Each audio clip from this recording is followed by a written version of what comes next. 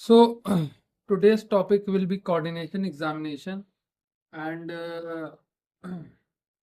last we have covered the cortical one. Now cortical sensations, superficial leaf cortical sensation, I think. And this video is about the coordination examination. ठीक है. अब हमको ये जानना जरूरी है कि कोऑर्डिनेशन होता क्या है. पहले तो कोऑर्डिनेशन जानने के लिए हमको बहुत सिंपल सी एक डेफिनेशन याद रखनी पड़ेगी या समझनी पड़ेगी. सिंपल सी ये डेफिनेशन है कि एबिलिटी टू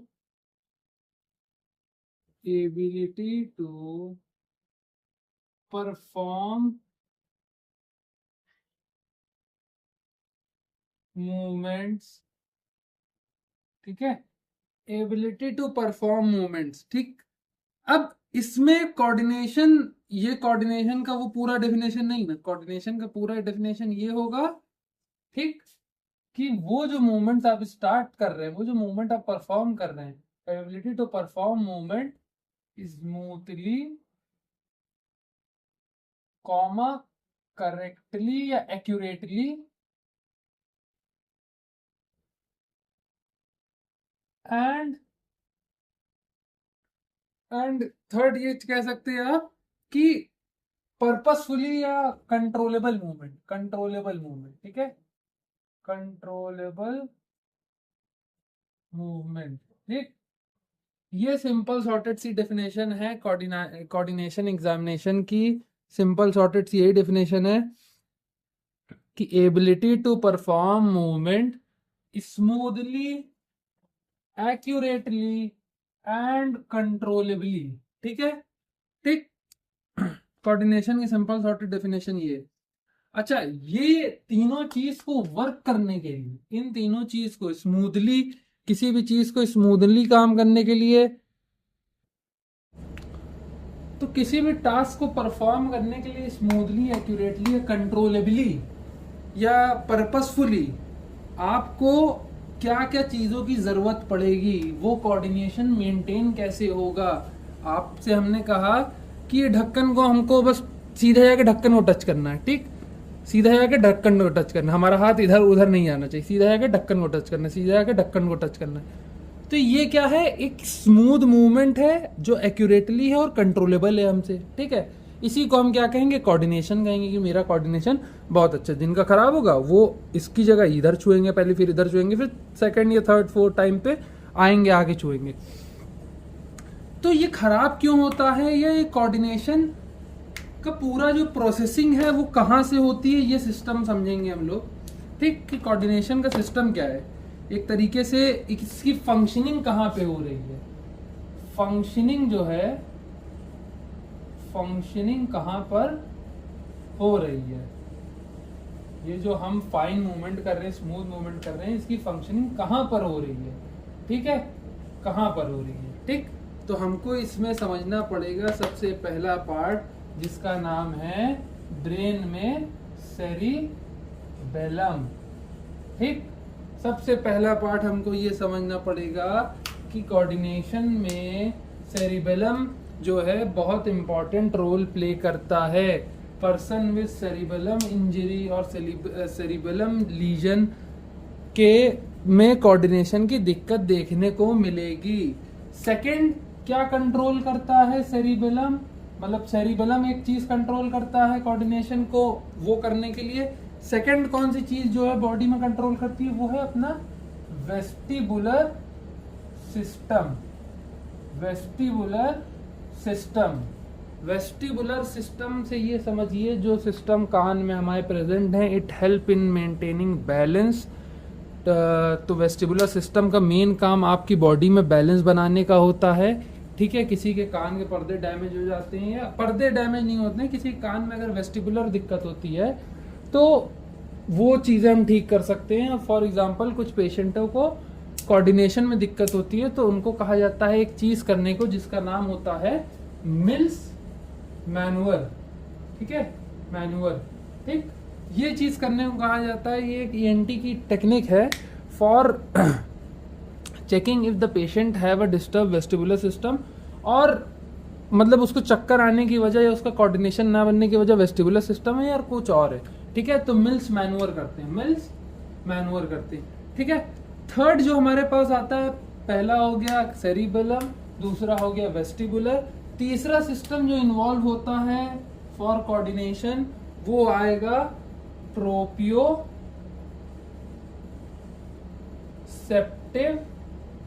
सिस्टम, ठीक है। कौन सा सिस्टम आ गया? प्रोप्रियोसेप्टिव सिस्टम, ठीक। कौन सा सिस्टम आ गया? प्रोप्रियोसेप्टिव सिस्टम, ठीक। तो ये भी कोऑर्डिनेशन बनाने में मदद करेगा। चौथा जो है, चौथा हमारे पास क्या आ गया कि भाई ये सब जो कोऑर्डिनेशन प्रोसेस हो रहा है, बन रहे थे, फाइन मूवमेंट्स आ रहे हैं, वो जाएंगे भी तो कहीं, अप्लाई भी तो होंगे। ब्रेन ने पूरा काम कर दिया, जब तक वो आउटपुट नहीं दे रहा है कहीं या बॉडी आउटपुट नहीं दिखा रही है तो वो जाएंगे भी तो कहीं, तो वो सब लास्ट आ जाएगा मोटर सिस्टम, ठीक है। अब कोऑर्डिनेशन इसलिए मतलब जरूरी है पढ़ना है, कोऑर्डिनेशन की एग्जामिनेशन इसलिए पढ़ना जरूरी है कि आपको, आप ये बात समझिएगा कि कुछ पेशेंट में जो है आपको हो सकता है, स्ट्रोक का पेशेंट है, उसकी एमएमटी करा आपने, एमएमटी में एमआरसी ग्रेड जो आ रहे थे उसमें आपने देखा कि उसकी पावर जो है वो ठीक है, 5 है, ठीक है, उसकी पावर 5 है, कंप्लीट पावर रिस्टोर हो गई है, कोई मसला नहीं है, ठीक। उसके पास सब कुछ ठीक है, ठीक, पावर ठीक है, सब कुछ ठीक है, बट आपने जब उसका कोऑर्डिनेशन का टेस्ट किया, क्या किया? कोऑर्डिनेशन का टेस्ट या एग्जामिनेशन किया, तब आपको पता चला कि उसकी पावर तो ठीक है, पर उसकी जो वो, अब एक तरह से कहते हैं ना कि ताकत लगा रहे तो समझदारी से ताकत लगाओ, इधर उधर ताकत मत लगाओ अपनी, ठीक है। तो वही चीज है कि वो, उसकी ताकत तो बहुत है ये पेन तक पहुंचने की, पर वो यहाँ हाथ रखेगा, यहाँ हाथ रखेगा, ये ऐसे छुएगा, ऐसे मतलब छू नहीं पाएगा, है ताकत। स्ट्रोक का पेशेंट था, स्ट्रोक के बाद उसकी जो पावर थी वो 5 की आ गई, नॉर्मल आ गई, रेंज ऑफ मोशन नॉर्मल चल रहा है, सब कुछ ठीक चल रहा है, बट पूरी मसल पावर होने के बाद भी हमने उससे एक सिंपल सा टेस्ट कहा कि भैया जो है अपनी एक उंगली से अपनी नाक छूने की कोशिश करो, एक उंगली से अपनी नाक छूने की कोशिश करो, वो नहीं छू पाया एक बार में एक्यूरेटली, ठीक है। तो इससे हमको ये पता चलता है कि पावर का कोई कोरिलेशन नहीं ना कोऑर्डिनेशन के साथ, जरूरी नहीं है ताकत है तो सही हो, ठीक है। कुल मिला के कहने का मतलब है कि अगर तुम ताकत लगा रहे हो तो हो, जरूरी नहीं ना कि सही जगह ही लगा रहे हो। तो ये दोनों आपस में इंटर रिलेटेड नहीं है, ठीक है। किसी पेशेंट में पावर आने का मतलब ये नहीं होता कि उसके कोऑर्डिनेशन भी आ गया है, ठीक। अब हम टेस्ट की बात करेंगे, कौन कौन से टेस्ट होते हैं, ठीक है। तो एक एक करके हम शुरू करते हैं।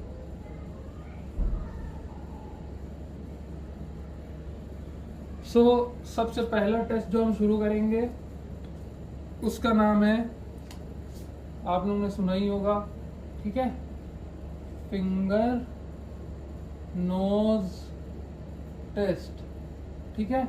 सिंपल सा टेस्ट है, कोई बहुत बड़ा वो इसमें नहीं ना, ठीक। ये मेजॉरिटी टेस्ट क्या करता है? अपर लिम्ब में टेस्ट करता है, अपर लिम्ब के सेरिब्रल, ठीक है, सेरिब्रल जो पार्ट को टेस्ट करता है। बेसिकली ये सेरिब्रल कोऑर्डिनेशन टेस्ट करता है। परफॉर्म करने का तरीका बहुत नॉर्मल है। इसको परफॉर्म करने के लिए आपको क्या कहना है? आपको ये कहना है पेशेंट से कि पेशेंट बैठ जाए, और पेशेंट से कहना है, पेशेंट को पहले आप बोलेंगे बैठने को, फिर आप पेशेंट को कहेंगे कि जो मतलब एग्जामिनर है या मतलब फिजियोथेरेपिस्ट है उसकी फिंगर्स को टच करने को बोलेंगे, ऐसे लगा के उससे कहेंगे ऐसे टच करो, ठीक है। एग्जामिनर्स की फिंगर्स को टच करने को कहा जाएगा, ठीक। फिर उसके बाद क्या कहा जाएगा उसके बाद ये कहा जाएगा कि अब तुमने एग्जामिनर की नोज टच कर ली, अब खुद की नोज टच करो, ओन नोज टचिंग, ठीक है, ठीक, खुद की नोज टच करो, ठीक। अब वो जब खुद की नोज टच करेगा, खुद की उंगली टच करेगा, तब उसको पता चल जाएगा, ठीक। सिंपल सा ये, पेशेंट को बैठा लेंगे, एग्जामिनर की फिंगर टच कराएंगे, एग्जामिनर की फिंगर टच कराने के बाद एग्जामिनर खुद की नोज टच कराएंगे और फिर सेकंड वाला मेथड रिपीट करेंगे, फिर एग्जामिनर की फिंगर टच कराएंगे। तो ये पूरा सिंपल सा मेथड है, इसमें कोई दिमाग उतना लगाने की जरूरत नहीं ना, कोई सिंपल सा वही है कि ये आप समझ लीजिए, ये हो गई नोज, ये हो गया एग्जामिनर का हाथ, मैं हूँ पेशेंट, मैंने पहले ये उंगली छुई, फिर अपनी नाक छुई, फिर ठीक, फिर पे ये छुआ, ठीक। तो इसमें ये नाप लेते हैं टोटल सा कि क्या मसला है। पहले मैंने उंगली छुई, फिर मैंने नोज टच करी, फिर मैंने उंगली छुई, बस इसी को सिंपल क्या कहते हैं, फिंगर नोज टेस्ट कहा जाता है, ठीक है। इसी को सिंपल क्या है, फिंगर नोज टेस्ट कहा जाता है। अच्छा, ये नॉर्मल है तो कोई मसला नहीं है इसमें, पर इसकी एबनॉर्मेलिटी को मोस्टली क्या कहते हैं, डिसमेट्रिया कहते हैं, डिसमेट्रिया कहते हैं, ठीक। इस कंडीशन को क्या कहेंगे, डिसमेट्रिया कहेंगे, ठीक। इसमें जो है पेशेंट में डिसमेट्रिया की कंडीशन में पेशेंट में दो कंडीशन बन सकती है, एक ओवर करेगा, एक अंडर करेगा। मैंने उससे कहा कि मेरी उंगली छुओ, या तो वो ओवर कर देगा, बहुत आउट कर देगा, या तो यहीं तक लाएगा, ठीक है, या तो यहीं तक लाएगा तो ये अंडर हो गया, या ओवर कर देगा। तो दो कंडीशन बनी, या ओवर शूटिंग ऑफ फिंगर होगी या अंडर शूटिंग होगी, ठीक, दो कंडीशन बन गई। तो डिसमेट्रिया की दो कंडीशन यही हो गई, या ओवर शूट करेगा या अंडर करेगा। ओवर मतलब ये मेरी उंगली थी या नाक है उसकी खुद की, या तो बहुत ऐसे अंदर तक कर देगा, ठीक है, छू भी नहीं पाएगा, ऐसे करेगा, ठीक, और कहेगा छू दिया मैंने, या तो कहेगा कि हाँ छू दिया मैंने, इतनी दूर ला के रुक जाएगा और कहेगा कि मैंने छू दिया, ठीक है। ये हो गई। दूसरी कंडीशन जो आपको देखने को मिलेगी वो इंटेंशन ट्रेमर। इंटेंशन मतलब एक तरह से इंटेंशनली करना या इंटेंशन से करना, ये समझ जाओ। इंटेंशन ट्रेमर हमने इससे पहले में पढ़ा हुआ है, ठीक है, पिछली वीडियोस में अगर आप जाके देखेंगे तो आपको समझ में आ जाएगा कि मैं क्या कहना चाह रहा हूँ, ठीक।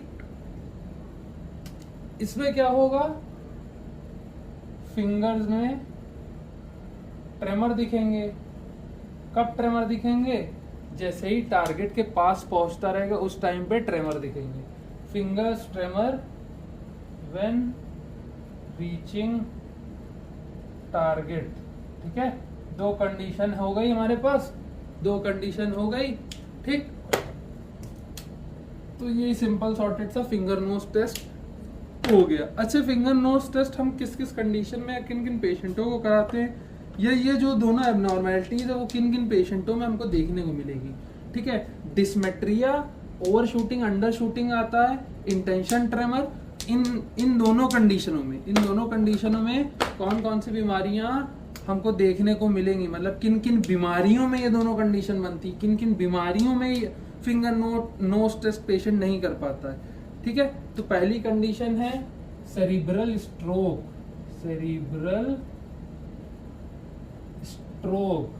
ठीक। पहली कंडीशन क्या हो गई, सेरिब्रल स्ट्रोक, ठीक।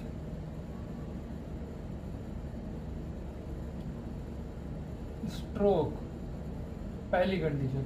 दूसरी कंडीशन क्या हो जाएगी, मल्टीपल स्क्लेरोसिस। तीसरी कंडीशन क्या हो जाएगी, ट्यूमर, ठीक है, ये सेरिब्रल ट्यूमर, सेरिबेलम में ट्यूमर होने को सेरिब्रल ट्यूमर कहा जाएगा, ठीक। चौथी कंडीशन क्या हो जाएगी, बहुत ज्यादा अल्कोहल से सेरिब्रल डीजनरेशन होने लगता है। डीजनरेशन मतलब धीरे धीरे सेरिब्रल के पार्ट जो है वो खराब होने लगते हैं, सेरिबेलम पार्ट्स खराब होने लगते हैं। तो इन 4 कंडीशन में cerebral stroke, multiple sclerosis, cerebral tumour, alcohol, cerebral degeneration, इन 4 कंडीशन में आपको पेशेंट ये दोनों चीज करते हुए दिखेगा, या डिस्मेट्रिया या तो इंटेंशन ट्रेमर। ठीक है,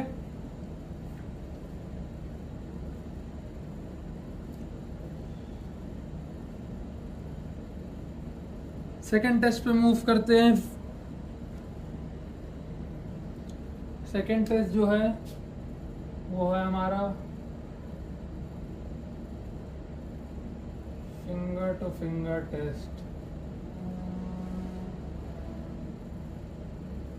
ठीक है, सेकेंड टेस्ट जो है हमारा फिंगर टू फिंगर टेस्ट है। फिंगर टू फिंगर है तो मानी सी बात है कि अपर लिम्ब का कोऑर्डिनेशन ही बता रहा है ये हमको। ठीक है, पेशेंट से क्या प्रोसीजर पूरा करने का तरीका इसको क्या है, सेम वही पेशेंट से कहेंगे कि भैया तुम जो है मेरी उंगली छुओ, मतलब पेशेंट फिजियोथेरेपिस्ट की उंगली छुए फिर अपनी उंगली छुए। ठीक, patient touches examiner's fingers then opposite fingers repeatedly. ठीक है, मतलब उसकी उंगली अपनी उंगली, उसकी उंगली अपनी उंगली, उसकी उंगली अपनी उंगली, ऐसे करके करने को हम क्या कहेंगे, finger to finger test. Same वही कंडीशन है, सेम वही एबनॉर्मल फाइंडिंग है, डिस्मेट्रिया और इंटेंशन ट्रेमर, और सेम वही बीमारियों में आपको ये टेस्ट नेगेटिव दिखेगा, मतलब पॉजिटिव नेगेटिव दिखेगा, या ये टेस्ट सही नहीं रहेगा। ठीक है, तीसरे टेस्ट की बात करें जिसका नाम है हील शिन टेस्ट। ठीक, नेक्स्ट टेस्ट पे आते हैं। ये हो गया हील शिन टेस्ट। हील और शिन आप जानते हैं कहाँ पे होता है, लोअर लिम्ब में होता है। तो ये लोअर लिम्ब की कोऑर्डिनेशन नापेगा, कमर से नीचे वाले हिस्सों की कोऑर्डिनेशन नापने के लिए अच्छा होता है। ठीक है, हील आप जानते ही क्या होता है, हील मतलब एड़ी, शिन मतलब घुटने के नीचे वाला पार्ट, जो फ्रंट साइड आगे के साइड के घुटने के सामने वाले पार्ट को क्या कहेंगे, शिन कहेंगे। ठीक है, नापेगा क्या, ये लोअर लिम्ब का कोऑर्डिनेशन नापेगा। इसको करने का तरीका सिंपल सॉर्टेड सा ये है कि अपनी जो एक पैर की टीबिया है, ठीक है, टीबिया को, एक पैर की टीबिया को स्लाइड करना है दूसरे पैर की टीबिया से। क्या करना है, स्लाइड करना है।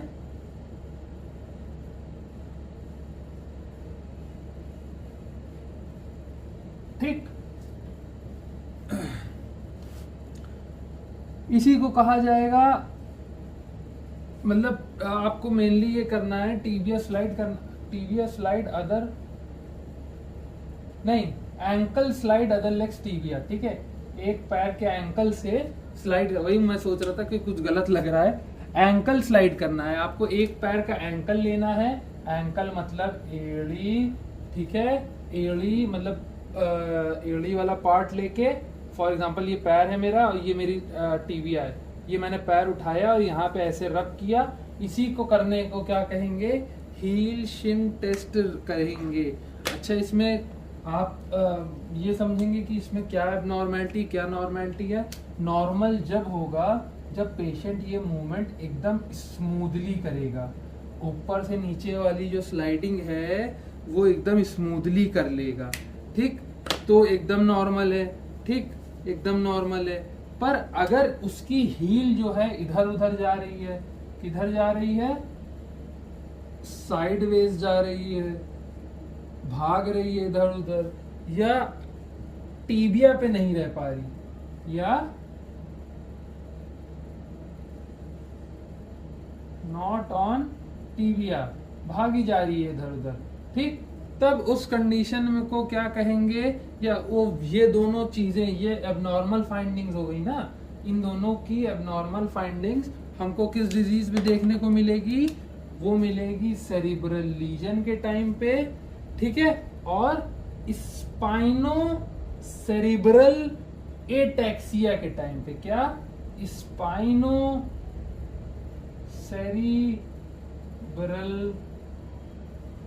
सेरिबेलर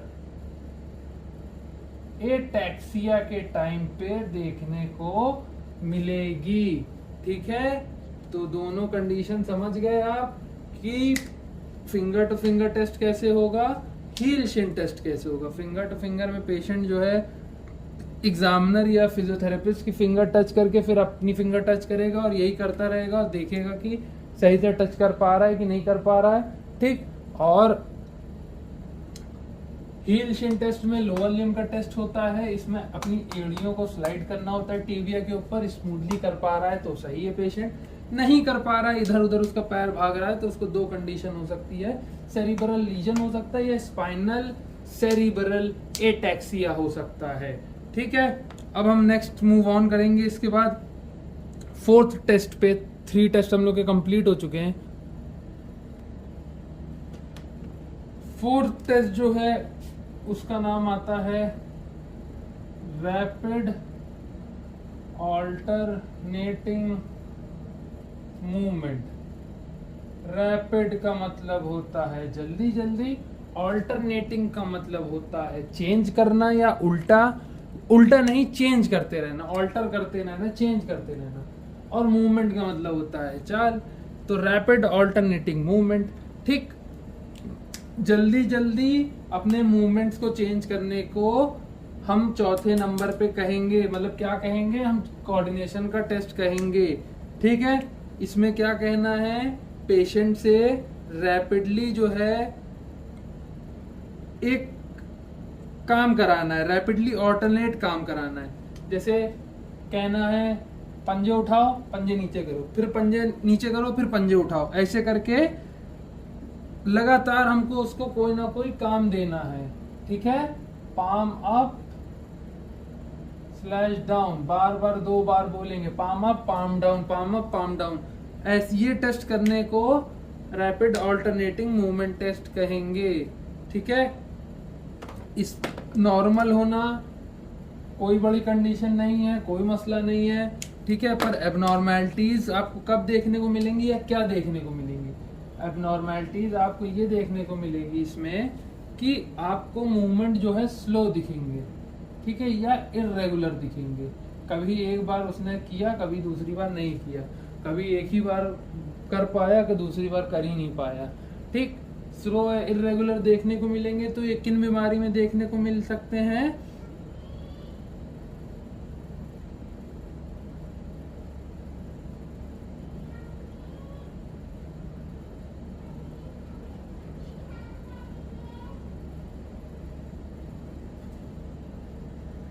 हमको किस कंडीशन में देखने को मिलेगा, वो कंडीशन ये है डिसडायाडोकोनेसिया, ठीक है। डिसडायाडोकोनेसिया में आपको ये देखने को मिलेगा, या ये एक तरह का मूवमेंट होता है, मूवमेंट की कंडीशन होती है जिसमें पेशेंट जो है रैपिड मूवमेंट्स नहीं कर पाएगा, रैपिड मूवमेंट नहीं कर पाएगा। तो ये वो कंडीशन होगी। जो डिजीज होगा वो वही सेम होगा, कौन सा होगा, सेरिब्रल डिजीज, ठीक है, ठीक। यही सिंपल शॉर्टेस्ट टेस्ट है।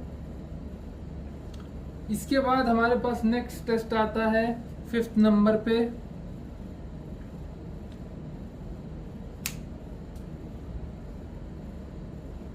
फिफ्थ नंबर पे एक टेस्ट आता है, इसका नाम है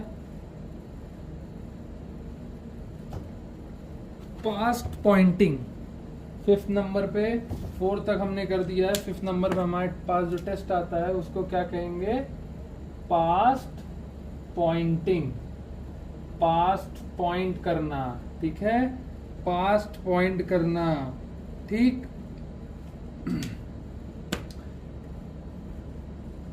इसमें क्या देखने को मिलेगा, आपका पेशेंट जो है सिंपल सा पास्ट, यहाँ वो फ्यूचर वाले पास्ट की बात नहीं हो रही, पास्ट मतलब निकल जाने को कह रहा है, ठीक है। पेशेंट जो है यहाँ पे आपने उंगली दी है, वो यहाँ से यहाँ शूट कर रहा है, मार्कर यहाँ रखा है, मुझे छूना यहाँ था पर मैं यहाँ छू रहा हूँ, ठीक है। ओवर शूट करेगा पेशेंट, इसमें क्या करेगा, ओवर शूट करेगा, ठीक। ये भी वही सेम एक ही कंडीशन, सेरिब्रल डिसफंक्शन या सेरेब्रल डिजीज के वजह से होगा, ठीक है। पांचवा ये हो गया। छठा साइन आपको जो देखने को मिलेगा या टाइप ऑफ एग्जामिनेशन आप समझिए वो क्या है, रीबाउंड फेनोमेना। ठीक है, रीबाउंड फेनोमेना।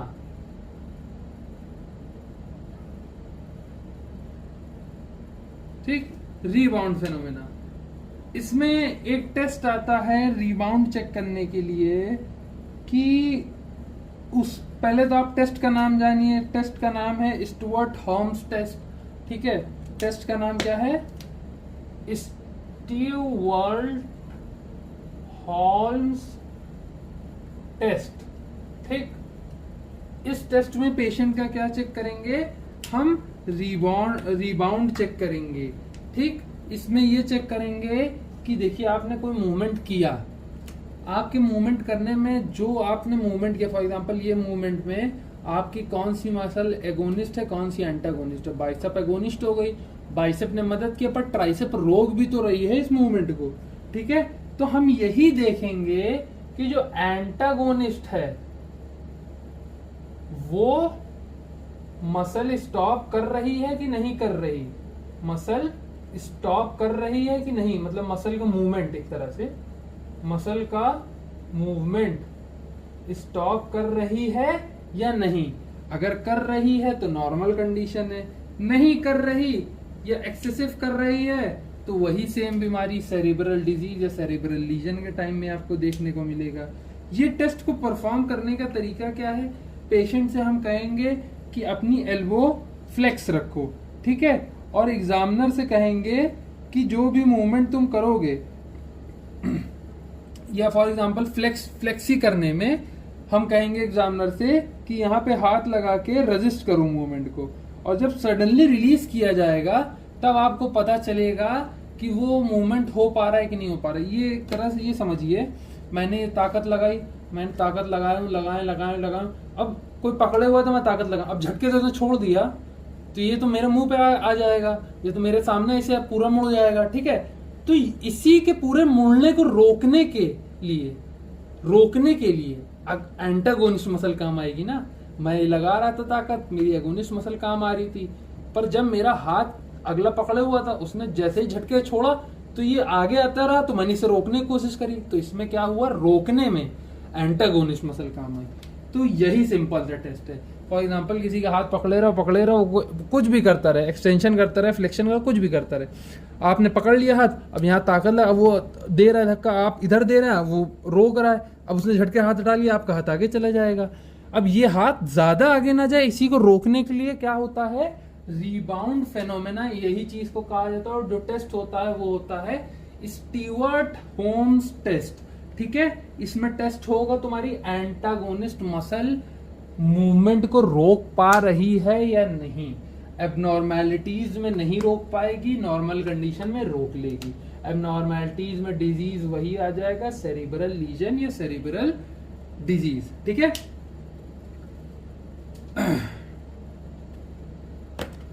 अब 7th की बात करें, ठीक है, 7 टाइप की बात करें तो यही बता दे रहा हूं। ठीक, ज्यादा बड़ा पॉइंट नहीं है 7।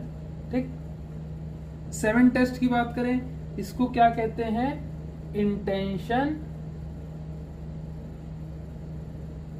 ट्रेमर।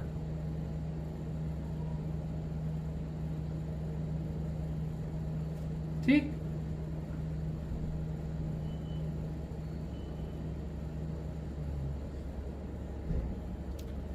तो ये नेक्स्ट जो है, ये जो है आपको वही बताएगा, क्या कहते हैं कि टारगेट के पास पहुंचने पे जो ट्रेमर्स आएंगे उसको इंटेंशन ट्रेमर्स कहेंगे। ठीक है, यहाँ तक वीडियो हो गई है पूरी। ये हम लोगों के कोऑर्डिनेशन एग्जामिनेशन थे। ठीक है, बट हम लोग को ये समझना बहुत ज़रूरी है इसमें। ठीक, क्या समझना बहुत ज़रूरी है, ये समझना बहुत ज़रूरी है इसमें कि क्या होता है कोऑर्डिनेशन एग्जामिनेशन और कितने टाइप के होते हैं, इन डेप्थ हमको जानना जरूरी है। ये अभी तक जो हम लोग पढ़ रहे थे ये पार्ट ऑफ नॉन इक्विलिब्रियम में था, नॉन इक्विलिब्रियम में था। ठीक है, नॉन इक्विलिब्रियम कोऑर्डिनेशंस में आता है ये चीज। ठीक, जो हमने अभी 5-7 चीजें पढ़ी हैं, डिसडाइकोकाइनेसिया, ये सब past pointing, rebound phenomena, intention tremor, ये सब हमने जो पढ़ा है, ये सब नॉन इक्विलिब्रियम कोऑर्डिनेशन के टेस्ट्स हैं। क्या क्या नॉन इक्विलिब्रियम के हैं? Finger nose, finger to finger, heel shin, rapid alternating movement, rebound और इंटेंशन ट्रेमर्स। ठीक है, अब आपको ये जानना जरूरी है कि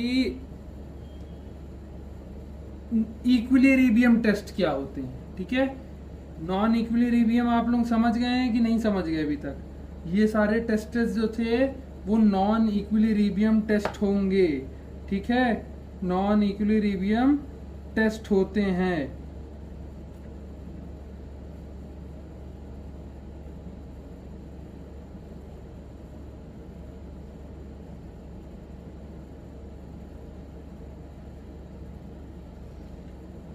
अब हम सेकंड स्टार्ट करेंगे। सेकंड क्या स्टार्ट करेंगे? इक्विलिब्रियम टेस्ट स्टार्ट करेंगे for equilibrium test for coordination. ठीक है, इक्विलिब्रियम कोऑर्डिनेशन में कौन कौन से टेस्ट आते हैं, ये दूसरा पार्ट है। ठीक है, ये दूसरा है। ठीक, तो कोऑर्डिनेशन में 2 चीजें थी, इक्विलिब्रियम और नॉन इक्विलिब्रियम। हमने नॉन इक्विलिब्रियम के सारे खत्म कर लिए हैं। ठीक है, अब हम आते हैं इक्विलिब्रियम में, ये इक्विलिब्रियम कोऑर्डिनेशन में। ठीक है, इक्विलिब्रियम कोऑर्डिनेशन की सिंपल डेफिनेशन ये है कि ability to maintain balance, ability to maintain balance, balance बनाए रखने की क्षमता को, बैलेंस बनाए रखने की क्षमता को हम इक्विलिब्रियम कहेंगे। कंप्लीट डेफिनेशन इसकी क्या है? Ability to maintain balance during standing, sitting, walking या टर्निंग। ठीक, समझ गए? आपकी बॉडी अगर बैलेंस बना रही है इन चारों एक्टिविटी के करने के बाद भी, तो उसको क्या क्या कहा जाएगा? इक्विलिब्रियम कोऑर्डिनेशन में लाया जाएगा कि आपकी बॉडी का इक्विलिब्रियम कोऑर्डिनेशन बहुत अच्छा है। ठीक है, ability to maintain balance during standing, sitting, walking and turning. ठीक, ठीक है। अब ये जानना आपको बहुत जरूरी है कि एबिलिटी टू मेंटेन बैलेंस में बैलेंस भी तो है। ठीक, बैलेंस भी तो है, तो बैलेंस कैसे आएगा? बैलेंस कैसे बनाती है बॉडी? बॉडी कुछ सिस्टम्स को इंक्लूड करती है बैलेंस बनाने के लिए। बैलेंस कोई एक चीज नहीं बनाती है। बैलेंस सिर्फ आपकी विजन नहीं बनाता है, या बैलेंस सिर्फ आपका वेस्टिबुलर सिस्टम नहीं बनाता है, या बैलेंस सिर्फ आपका प्रोप्रियोसेप्शन नहीं बनाता है। ठीक है, और क्या बैलेंस बना सकता है? सेरिबेलम। ठीक है, जो हमने पहले बात करी। ठीक, ये इनमें से कोई अकेले बैलेंस का रोल प्ले नहीं करते हैं बॉडी में। इनमें से कोई भी हमको अकेला ऐसा नहीं दिखता जो अकेला होके बैलेंस प्रोवाइड करे। इन चारों चीजों की मदद चाहिए होती है। देखने की, विजन, वेस्टिबुलर सिस्टम, प्रोप्रियोसेप्शन और सेरिबेलम, इन सब की मदद से ही हमारी बॉडी बैलेंस बना सकती है। ठीक है, तो इक्विलिब्रियम टेस्ट समझ गए कि इक्विलिब्रियम टेस्ट होता क्या है और कैसे होता है। ठीक, अब हम टाइप ऑफ इक्विलिब्रियम टेस्ट पे उतरेंगे, कितने टाइप के इक्विलिब्रियम टेस्ट होते हैं। तो in my reference there are 6 type of equilibrium test. 6 तरीके के इक्विलिब्रियम टेस्ट होते हैं इन टोटल। ठीक है, कितने तरीके के? 6 टाइप ऑफ इक्विलिब्रियम टेस्ट होते हैं। ठीक, अब स्टार्ट करते हैं फर्स्ट वाले से।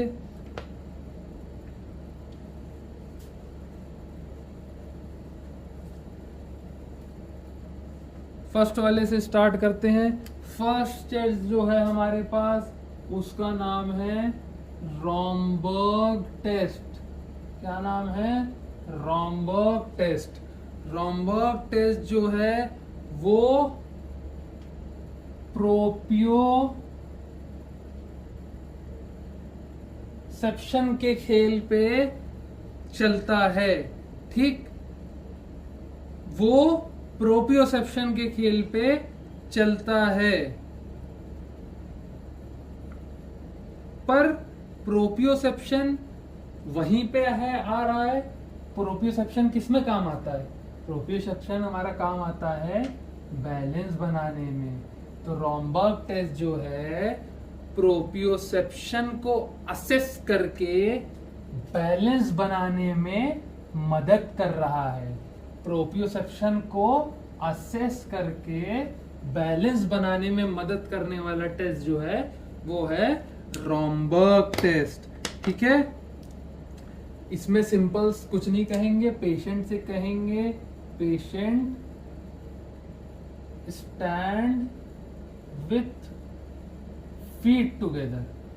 पेशेंट के दोनों पैर को साथ में लगाकर हम उससे कहेंगे, मतलब साथ रखकर इकट्ठा पास पास रखकर खड़ा होने को कहेंगे। आंख खुली रहेगी पेशेंट की उस टाइम। उसके बाद हम पेशेंट को क्या कहेंगे कि आंख बंद कर लो, आंख बंद कर लो। अभी आंख खुली थी, आंख बंद कर लो, और 20 से 30 सेकंड बाद खोलना। 20 से 30 सेकंड बाद खोलना। ठीक, 20 से 30 सेकंड बाद जब पेशेंट आंख खोलेगा तो आपको जो है मिनिमल सुए देखने को मिलेगा, लहरना जिसे कहते हैं। ठीक है, मिनिमल सुए देखने को मिलेगा। तो उसको क्या कहेंगे कि रॉम्बर्ग टेस्ट नेगेटिव आया है। किस कंडीशन में? जब आपको मिनिमल सुए देखने को मिले। ठीक, कब देखने को मिले? जब पेशेंट अपनी आंख खोल चुका हो।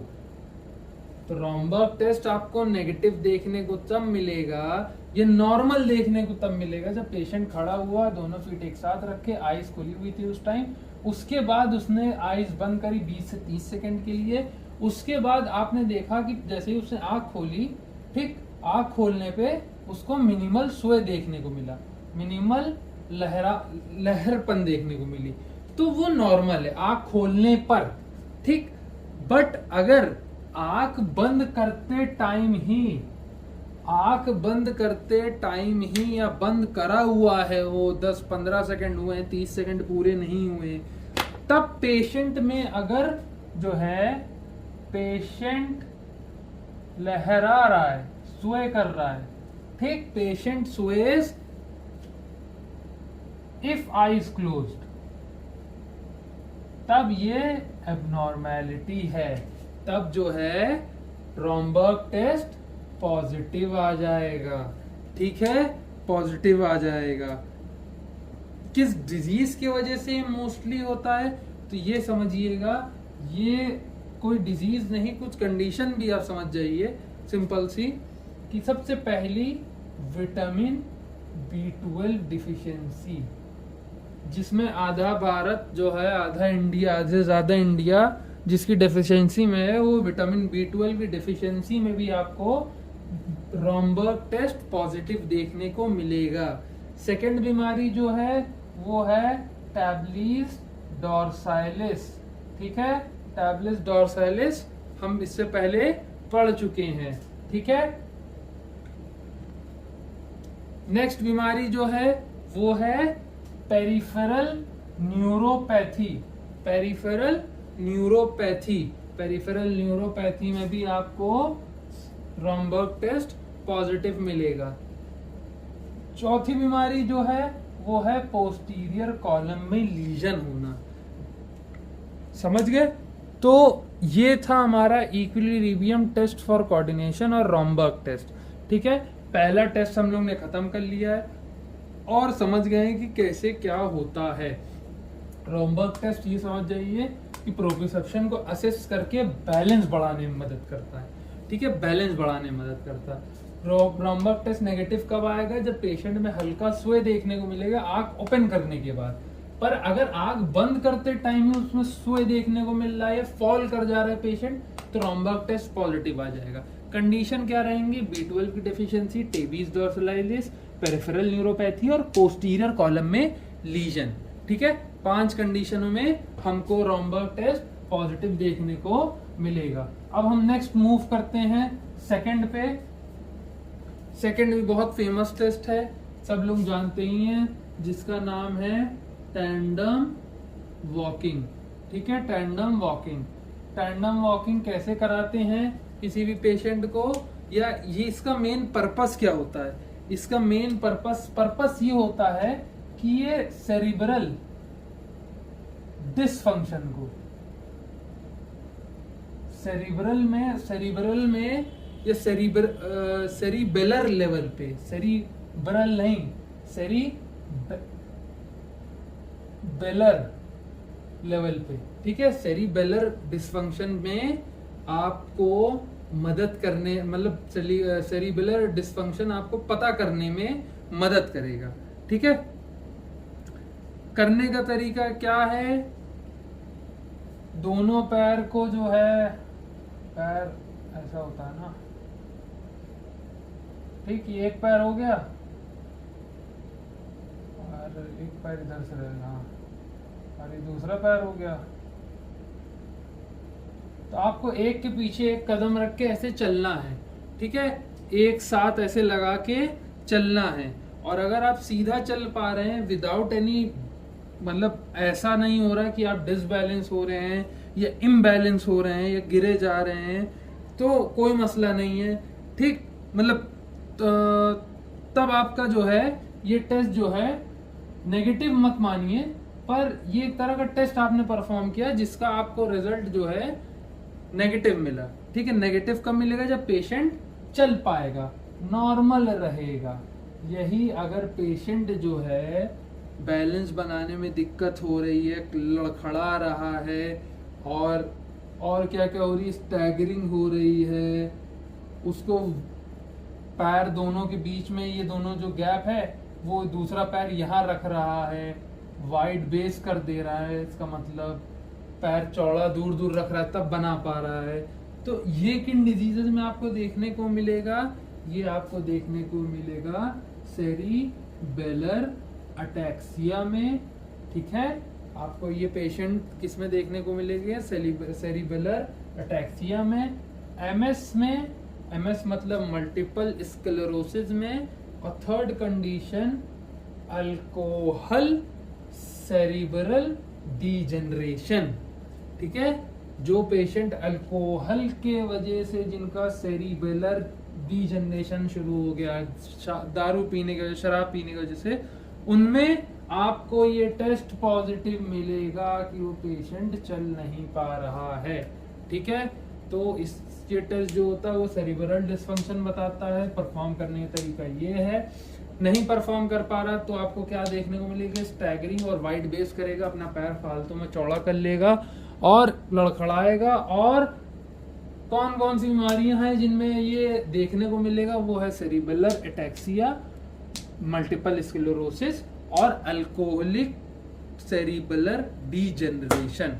ठीक है, अब थर्ड हम लोग नेक्स्ट पे मूव करते हैं। ठीक है, थर्ड टेस्ट हम नेक्स्ट टेस्ट पे मूव करते हैं। इसका नाम है सिंगल लेग स्टांस टेस्ट। ठीक, single leg stance test. Single leg stance मतलब भैया एक पैर पे खड़ा होना, एक वन लेग स्टैंड कह दें या हाँ वन लेग स्टैंड कहते हैं। एक पैर पे खड़े होने के टेस्ट को सिंगल लेग स्टैंड टेस्ट कहा जाएगा। अगर आप 20 से 30 सेकेंड या 15 से 30 सेकेंड जो है नॉर्मली खड़ा हो ले रहे हैं विदाउट एनी इम्बैलेंस, नॉर्मली खड़ा हो पा रहे हैं आप 15 से 30 सेकेंड, 15 से 30 सेकेंड नॉर्मली खड़े हो पा रहे हैं तो आपका कोई मसला नहीं है। ठीक, अगर एबनॉर्मल है, बैलेंस नहीं बना रहे हैं तब आपकी दिक्कत है।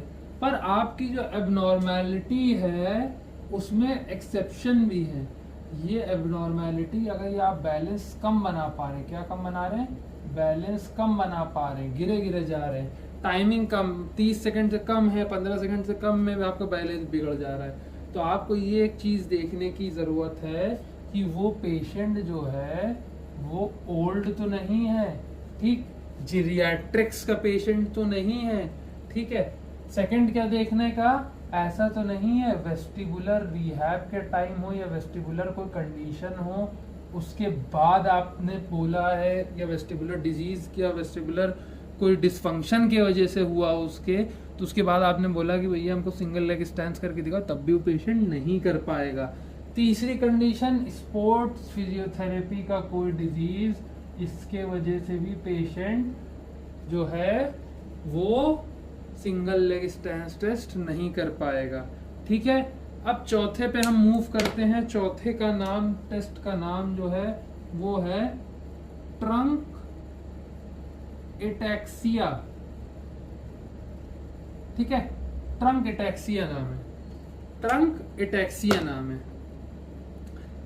इसको करने का पर्पस ये है कि ये आपकी ये असेस कर लेता है कि सेरिबेलर वर्मीज में कोई मसला तो नहीं है, सेरिब्रल वर्मीज में कोई मसला तो नहीं है, ठीक है। करने का प्रोसीजर बहुत सिंपल है।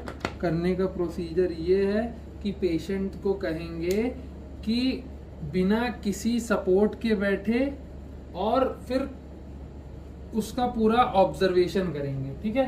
पेशेंट से कहेंगे सिट विदाउट सपोर्ट, बिना किसी सपोर्ट के बैठे।